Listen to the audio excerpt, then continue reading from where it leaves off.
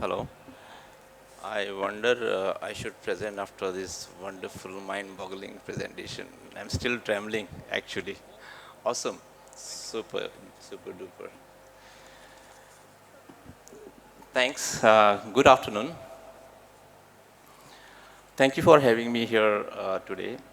I take this opportunity to express my viewpoints on the given topic of today. I would also talk about some of my projects related to the topic. Kindly excuse me for my poor choice of documentation and pics in some of the projects.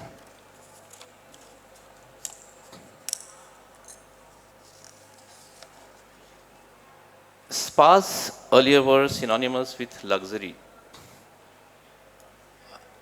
Somebody has to, can I have this one? Yeah.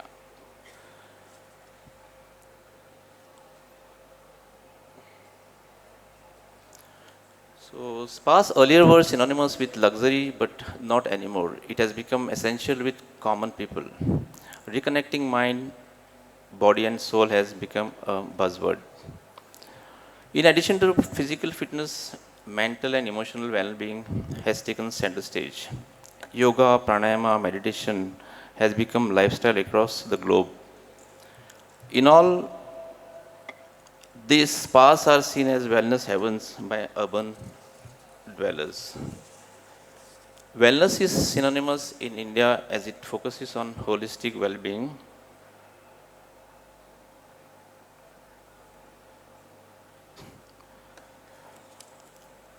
Wellness is synonymous in India as it focuses on holistic well-being of body, mind, and soul. Emergence of many new wellness retreats in India, especially in Himalayas, is the reality today. Of course, top tourism destinations have one of the best spas in the world.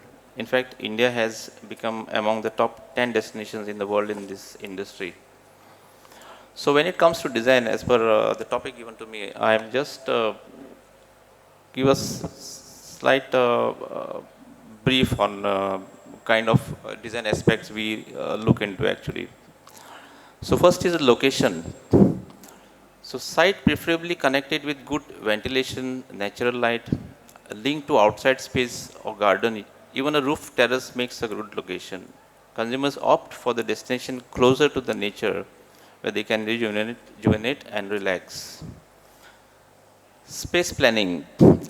Well considered space planning with a comprehensive understanding of operational and technical issues are essentially important and most challenging aspect of a good design. Water and water. Water is precious to all. In fact, for our existence, our lifeline it is. Water being one of the important components in spa treatments, we need to emphasize on using it more responsibly. New technologies need to be developed in minimizing and reusing water. The documentary Last Call at the Oasis has explored the eventuality, the haunting predictions. And the last, technology and aesthetics. Design should always follow function. Frequently, spas are designed magnificently, but sometimes without taking into consideration how they will work for guests and staff. Future expansion and ways of integrating upcoming treatments and technology should be considered in order to keep a spa updated with development and trends. Overall, the design has to guarantee well-being of the users. It has to offer not only physical well-being but also spiritual well-being. Right balance between aesthetics, technology, and functionality are the fundamental elements of the success of a good spa. So, I will just go through some of our projects, what we have designed in Goa basically.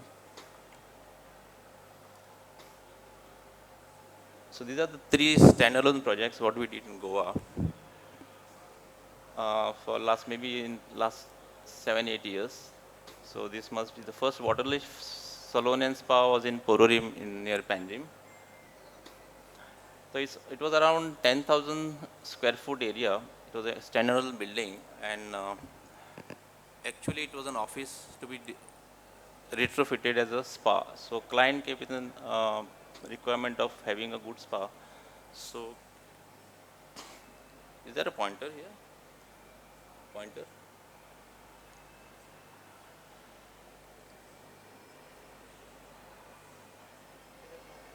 No, it's not working. It's working?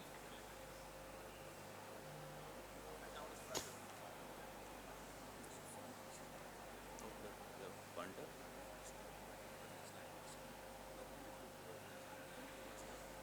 Okay. Or is it?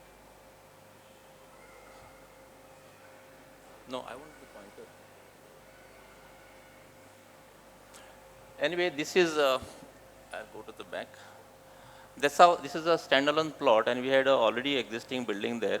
So we were asked to develop a spa for it. So that's a floor plan of the ground floor. So we just enter into it. The circular thing what you see is basically connected with the spa area and there was a gym. Talwalkars were operating a gym on the right hand side at the right corner. So once we enter, there was a small, reception area with a generous kind of a space. Then we had all this waxing cubicle this side. There's a staff area on top and a salon here. So there was another space for bridal makeups basically. You have? Do you have a pointer?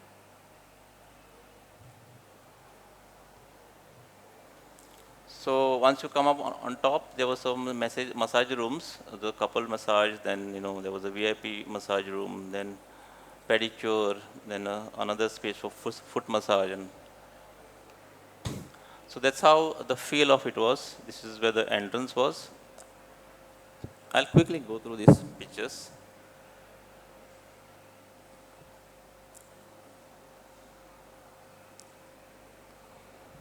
That's the salon area,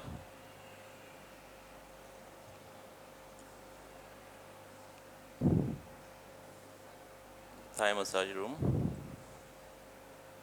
typical massage rooms. So this was a VIP.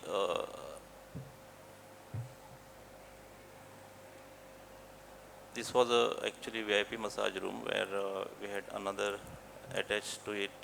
This whirlpool was attached to this space. The waxing rooms.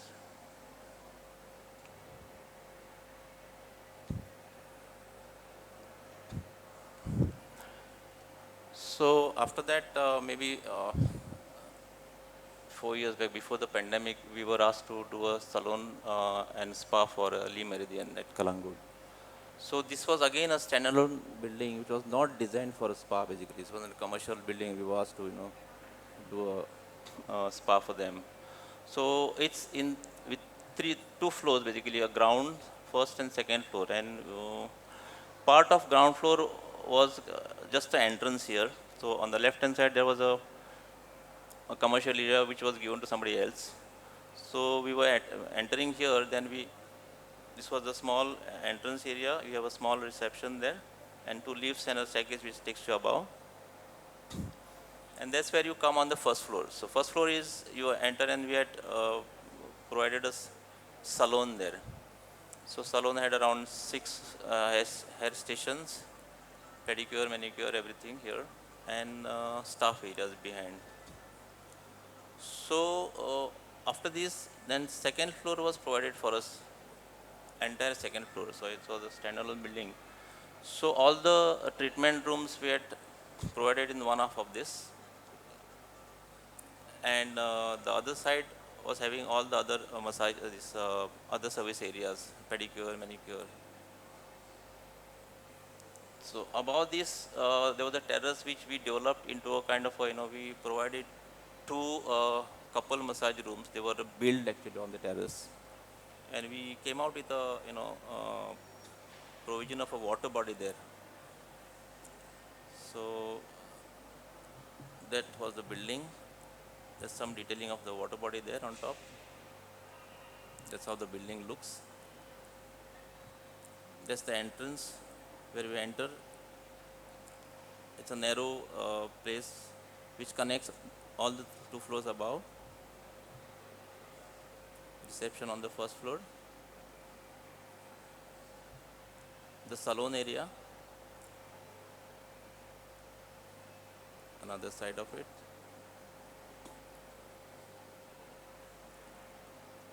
The massage rooms, basically. This is peek through the staircase. Head massage areas. Typical massage rooms. That's the terrace what we was developed into. So there was a tensile structure we erected, and on the sides there are those two couple rooms what was created above, and this deck was lifted above, so we could get a water body around 1.2 deep basically. So we had a false floor here on this actually, and you could get a nice view of the Arabian Sea, and there was a sunset in the evenings. That's how we see in the evenings. So the last one, a small place in Karandari, that is near Danapaula. So this was another hotel, and it was a small cafe which they have asked to retrofit into a small spa and salon. So that's the entrance. We have a small reception, and there are only two stations there: haircutting, then nail bar, and head massage, and there's only one massage room, actually treatment room. So this was connected with a shower and sauna and WC. So that's where you enter actually. So this was the original flooring they had, and we had to we just created that all these other effects. There was a small water body we created there, water cascade actually. This is how we enter. You see it from the outside. Close up of that. There's the small reception of the spa. That entire mosaic was, we just got it into this spa from outside actually. Some details of that.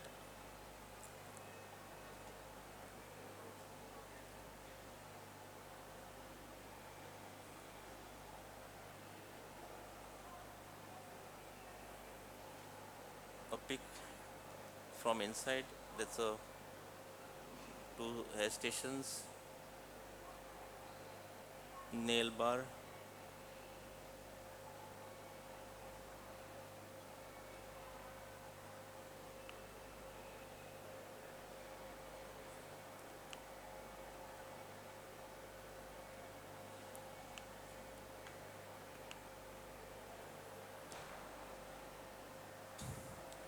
so this was a quote. Sometimes you have to just let go and have a spa day. So anonymous by. And so touch the body, heal the mind, calm the spirit, and be with yourselves. That's what I would say. Thank you so much. Thanks for the patience.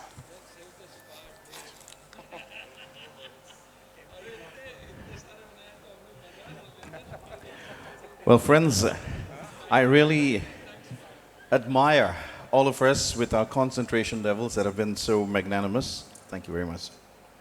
And of course, Architect Pratap Naik coming in with the nuances of challenges of architecture, and that was his topic, which was today. So if you have faced a challenge whilst you've had it, probably we could discuss this at this forum and present a question to Pratap. Yeah, so I'd like to ask Architect Pratap that when it comes to designing spas, what are the kinds of brief you get for spas? I mean, what are your clients so aware of, of their requirements, or do they think you have to do the research and it's your headache, it's your baby, or do they think the baby is ours? The first one which I showed, that was I think a client was not into the business. That was his. Yes. So a lot of research we had to do. But the second one which we had done at Lee Meridian, he is the number one in Goa in terms of spas. He has spas across Goa. So he knew more than us in fact. So a lot of things I also learned from him. So that's how it was. Great. So what is your Bible? what do you, which is your Bible to refer to for designing a spa? Please share with us, because there's so many times we are fumbling. Like a client came to me, I said, boss, हमने तो किया नहीं है, सीख लेंगे, So what is your take on this? I think next time you visit spa along with a measuring tape, I think. No, actually, you need to actually visit spa, experience spa. In fact, at Naomi's, he allowed me to spend a day at a spa, experience it. Even he asked me to take therapies. Yes. So I think it gels into your own, and you come out with a lot of research. So especially the thing about chroma therapy and how the senses and all need to be handled, because finally it's about the experience, like you said. So are there any pointers for that? I wouldn't know on that, but as a designer, what I understood, why I thought, it's like the kind of atmosphere it requires when you're having a massage treatment, the kind of lighting, the kind of movement space for yourself and for the therapies. I think those were the more aspects where I would I wanted to know about. Yeah. Thank you for such a enlightening session. Thank you. Thank you very much for the questions, and thank you, Pratap sir. Well, of course, Naomi Barreto and the entire team, they are into luxury lifestyle management also now, besides salons and spas. Well, it's time for us to recharge our batteries before we have our next speaker come in. So, usually there's a game called Simon Says. Joseph sir, have you heard about it before?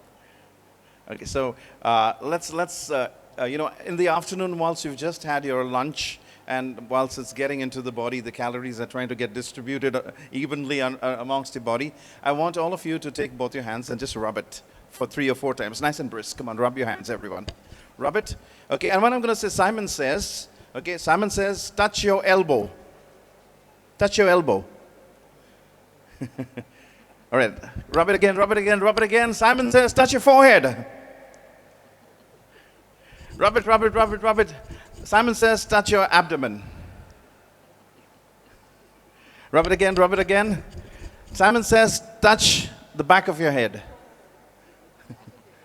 All right, so you see the concentration that happens over there. So usually when a presentation goes on in between, and you have some boring slides that come up, well, I'm not as experienced as you are in architecture, but then probably you have 3 girls with bikinis standing over there, and then you turn it around and say, oops, that was the wrong slide.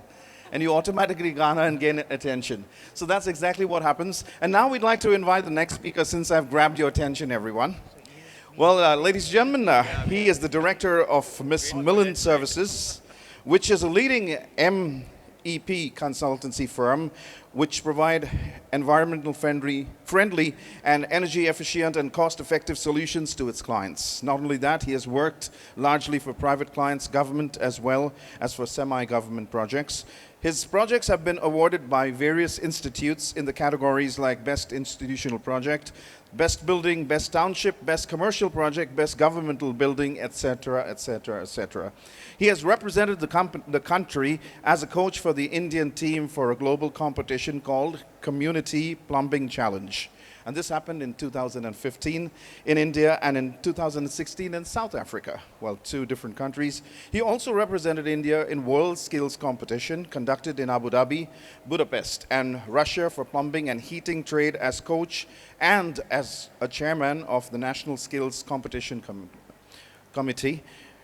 His activities are as follows. Well, the chairman and life member of the Indian Plumbing Association NAIK chapter, IPANC, and the director of Indian Plumbing Skills Council, IPSC, a life member of IWWA, green plumber, accredited trainer of IAPMO, conducted various plumbing training programs in engineering, architecture, colleges, and ITI, and presented papers in seminars organized by BAI, IIA, ACC, Plumbing Association, and in national plumbing conferences at Bangalore, Nashik, and Hyderabad, etc., etc.